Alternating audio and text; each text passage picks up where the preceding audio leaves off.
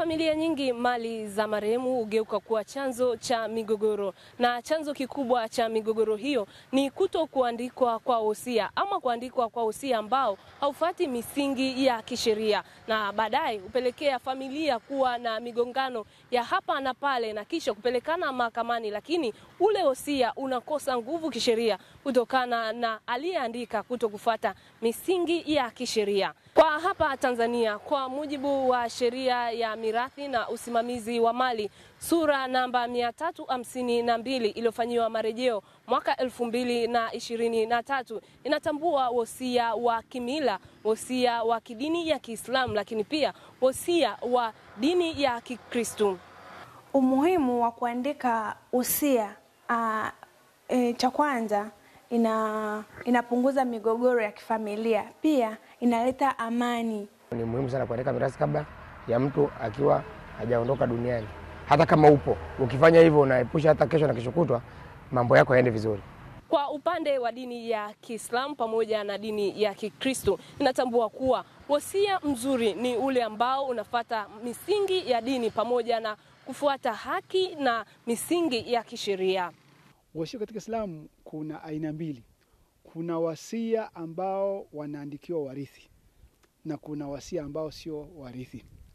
Kuna mambo ya kawaida ya maelekezo yale unawaza kwa hata warisi wako.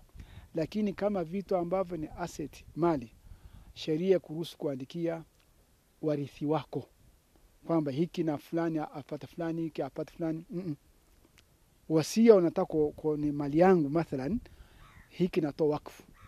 Nikifa itakuwa ni wakfu au kwa watu wa nje ambao sio katika warithi wako. Sheria ndio inaruhusu.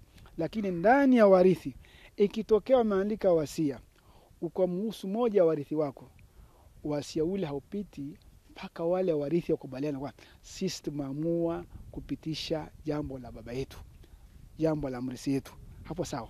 Lakini pia mnani katika Uislamu wasia ule usikiuke pia masharti ya dini.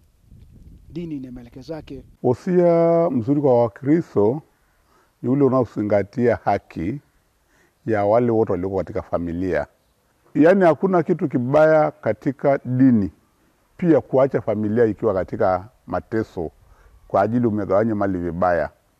Kwa hiyo mimi nafikiri wosia ulio mzuri ni ule unaozingatia makubaliano ya familia nzima na hata jamii inayokuzunguka. Kuandika wosia si kigezo cha matakwa ya marehemu kufuata, lakini wosia mzuri ni ule ambao marehemu atakuwa amezingatia misingi ya kisheria ili migogoro inapotokea basi uwe na nguvu kusimama mahakamani.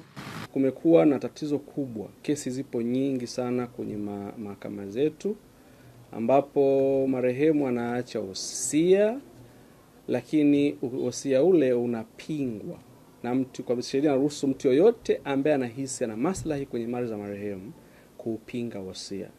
Ndio maana baada ya mirathi kufunguliwa mahakamani, mahakama yoyote, mahakama ya mwanzo, mahakama ya wilaya au mahakama kuu, kuna maombi yale ya usimamizi wa mirathi yanatangazwa ili kutoa fursa kwa mtu yoyote mwenye maslahi na mali ya marehemu kuweza kupinga wosia au kumpinga huyo aliyoteuliwa na marehemu.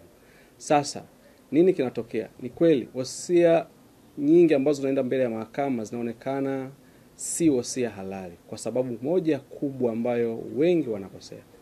Kwamba mtu anaamua kuandika wosia kwa matakwa yake bila kujua sheria inataka nini.